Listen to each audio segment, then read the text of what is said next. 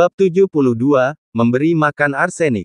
Ma Liu telah bekerja di pemerintahan daerah selama bertahun-tahun dan sangat berhati-hati dalam menangani masalah ini. Liang langsung mengetahuinya setelah dia mendengar bahwa situasinya mendesak. Jika Huang Bingwen dan Kapten Liu benar-benar bersatu, itu akan sangat merugikannya. Sekarang Liu Heida telah ditangkap, mereka harus membuka mulut anak ini sebelum Huang Bingwen menjabat dan menjadikan penangkapan Liu sebagai kasus yang solid. Ma Liu, berapa lama sebelum Huang Bingwen menjabat di kabupaten ini? Suara Liang rendah, tapi dia mengungkapkan ketenangan yang tak terlukiskan. Masih ada 3 hari lagi, Tuan Cendikiawan, jadi Anda harus segera mengambil keputusan. Kapten Liu tahu terlalu banyak tentang situasi di daerah ini. Saya khawatir akan sulit bagi Anda dan saya untuk melawannya.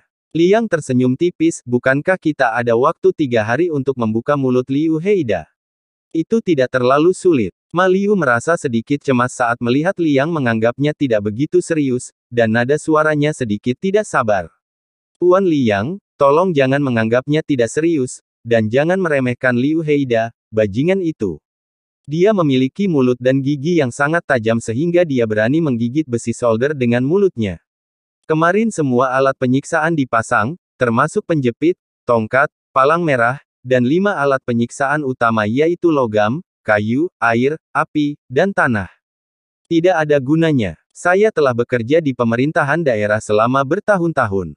Meskipun orang seperti itu jarang, tapi mereka memang ada. Bahkan jika mereka dipukuli sampai mati, mereka tidak akan mengucapkan sepatah kata pun. Sangat sulit untuk membuatnya mengungkapkan tentang keterlibatan Kapten Liu. Ketika Liang mendengar penjelasan Ma Liu, dia juga memandang Liu Heida dengan kagum. Ma Liu, kembalilah dan awasi Liu Heida. Jangan biarkan ada orang asing yang mendekat. Beri semua makanan pada anjingnya terlebih dahulu, lalu berikan padanya setelah anjingnya baik-baik saja sepanjang hari dan malam. Petik 2. Liang sangat tahu bahwa meskipun Liu Heida berbicara konyol tentang kesetiaan, Kapten Liu sekarang berharap keponakannya meninggal lebih awal. Begitu orang tersebut meninggal, petunjuknya terputus sepenuhnya, dan dia mungkin akan diracuni secara diam-diam. Produktivitas dinasti Zhou terlalu rendah, dan proses pemurnian racun sangat terbelakang. Mereka pada dasarnya menggunakan racun tumbuhan atau mineral alami.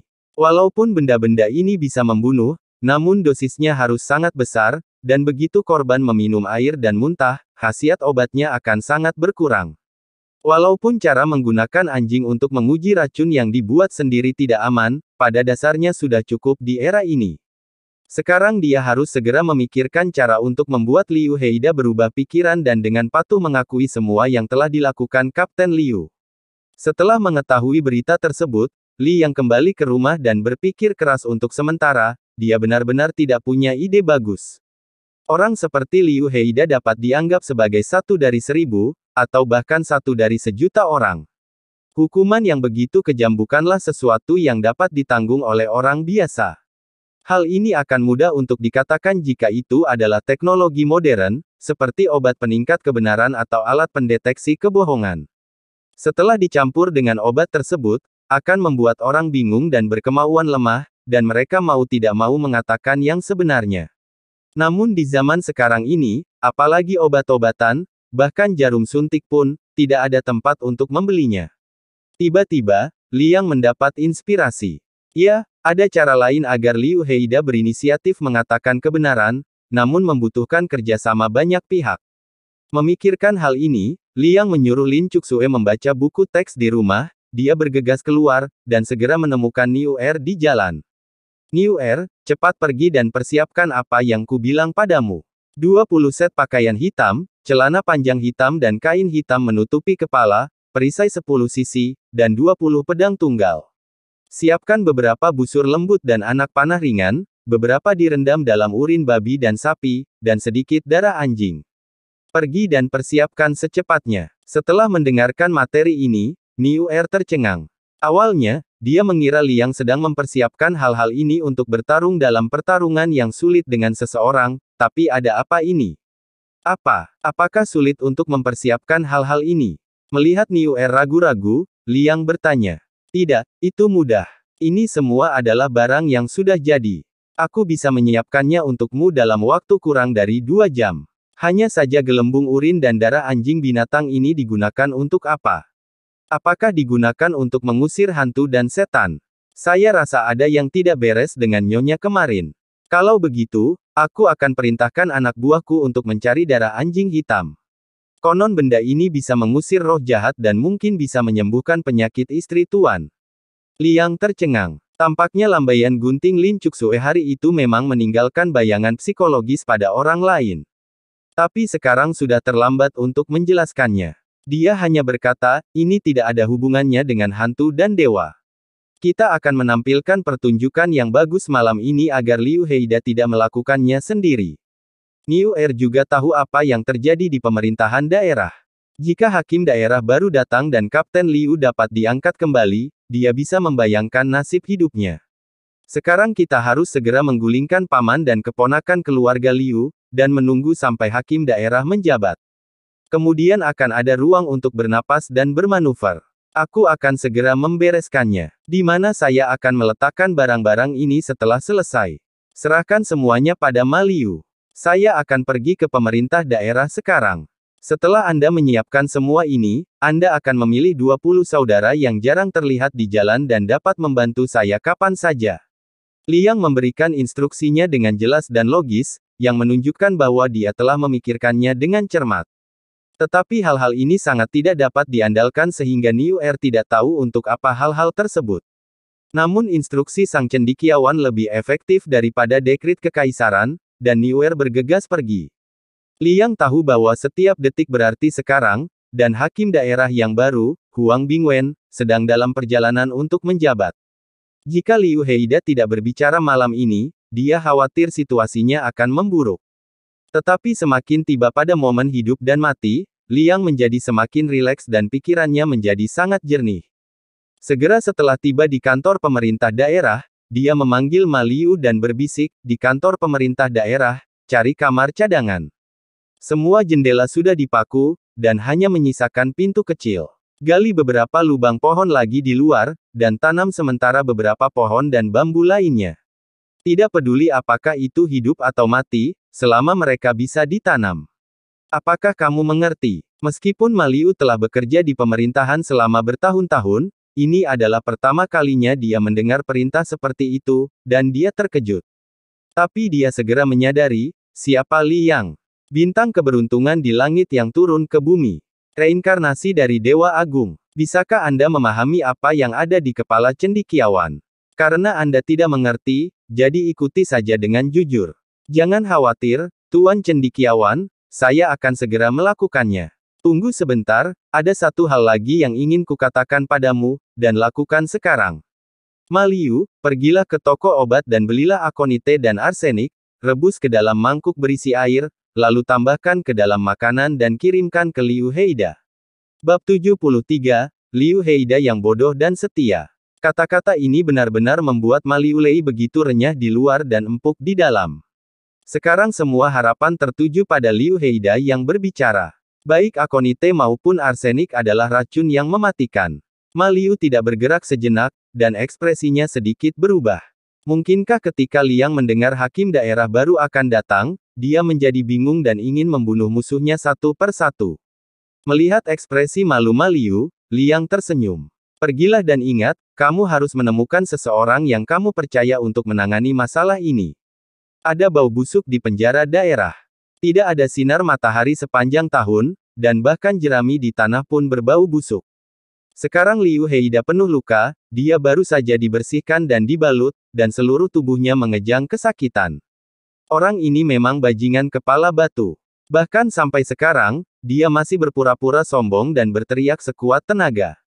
Kalian semua bajingan, saya, kakek kalian, begitu tak kenal takut sehingga kalian membuat bekas luka sebesar mangkuk di kepalaku. Saat aku bereinkarnasi, aku akan mengeluarkan darah kalian satu per satu. Saat dia berteriak, dia melihat beberapa petugas polisi berjalan di luar pintu sel. Pemimpinnya adalah Ma Liu, matanya penuh ejekan. Liu Heida, dengan kekuatan pamanmu, kamu biasa melakukan apapun yang kamu inginkan di daerah ini.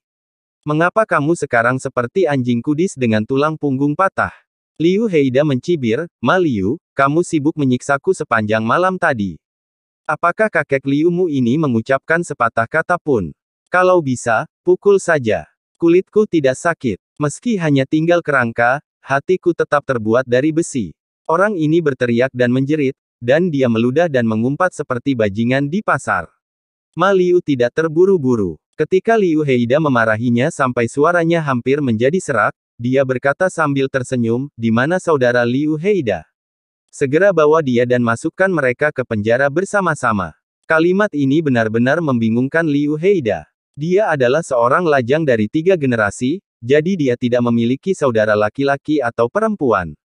Tapi tepat setelah itu, para detektif membawa keluar seekor anjing hitam besar.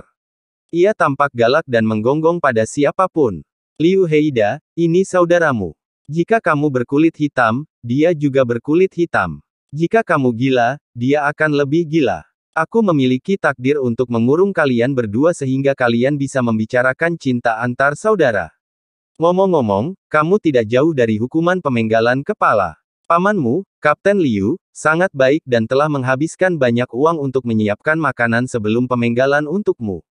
Saat dia berbicara, Ma Liu mengeluarkan sebuah kotak makanan besar. Kotak itu dibuat dengan baik dan terlihat seperti sesuatu dari restoran besar. "Untuk mengantarkan makanan ini, pamanmu menghabiskan 10 tael perak. Konon ini adalah hidangan lezat yang dipesan dari restoran. Kamu bisa membaginya dengan saudara nanti." Setelah berbicara, Ma Liu melambaikan tangannya, dan segera salah satu anak buahnya membuka kunci rantai pintu sel, memimpin anjing hitam besar itu, dan masuk dengan membawa kotak makanan. Liu Heida berpura-pura tidak peduli dengan kematian, dan mengulurkan tangan untuk mengambil kotak makanan, tetapi merasakan lehernya menegang, dan seseorang telah menekan dan menjepitnya ke tanah. "Aku sedang berbicara denganmu Liu Heida, kenapa kamu tidak menunjukkan rasa persaudaraan? Saudaramu ini sudah lapar selama 3 hari, jadi kamu harus makan makanan ini dulu bersamanya." Sebelum dia selesai berbicara, kotak makanan itu jatuh dengan keras ke tanah, dan semua anggur serta daging di dalamnya terguling, menutupi jerami di dalam sel. "Kendurkan tali pengikat anjing dan lihat betapa laparnya saudara Liu Heida. Mari kita lihat siapa di antara mereka berdua yang bisa makan dan menindas yang lain. Akan sangat menyenangkan melihat antara 2 anjing yang saling berebut makanan." Di tengah tawa sarkastik tersebut, anjing hitam besar itu menjadi gila karena kelaparan dan bergegas memakan ayam, bebek, dan ikan yang ada di tanah. "Mengapa anjing satu ini tidak mengambil makanannya? Saudaraku, bantu dia mengendurkan kulitnya dan biarkan dia makan bersama anjing itu." Saudara-saudara Ma Liu meninju dan menendangnya dari belakang. Liu Heida mengertakkan gigi dan menahannya, mengertakkan gigi dan tidak mau bergerak. "Makan cepat. Aku tidak akan memukulmu jika aku hanya mengambil 1 gigitan, kalau tidak aku akan merobek tulangmu. Kamu berpura-pura menjadi pahlawan kan? Saudaraku, pukul dia sampai mati. Jika dia dipukuli sampai mati, itu tetap karena anak ini kurang beruntung." Meskipun Liu Heida memiliki karakter yang tercela, dia memiliki keberanian untuk dapat mengambil alih kepala bajingan lokal. Meskipun selama Anda mengambil sepotong makanan secara acak di tanah dan memakannya, Anda dapat menghindari pemukulan parah ini, tetapi jika manusia dan anjing bersaing untuk mendapatkan makanan, jika kabar tersebar, bahkan jika Anda mati, Anda akan dipandang rendah. Anjing hitam besar itu sangat lapar sehingga dia memakan semua ikan dan daging besar yang ada di tanah. "Liu Heida, saudaramu sepertinya kelaparan. Pamanmu telah menghabiskan 10 tael perak ini dengan sia-sia. Jika dia ingin mengirim makanan, bukan itu yang bisa dia belanjakan dengan 10 tael perak." Ma Liu tertawa nakal, tapi tiba-tiba dia melihat anjing hitam besar itu menyusut, diikuti dengan melolong aneh. Tidak butuh waktu lama hingga tubuhnya mengejang menjadi bola. Dia baru saja berteriak dengan liar, tapi sekarang dia tidak bisa bernapas. Semua orang memiliki ekspresi keheranan di wajah mereka, dan mereka yang memukuli Liu Heida juga berhenti, seolah-olah mereka dikejutkan oleh pemandangan di depan mereka.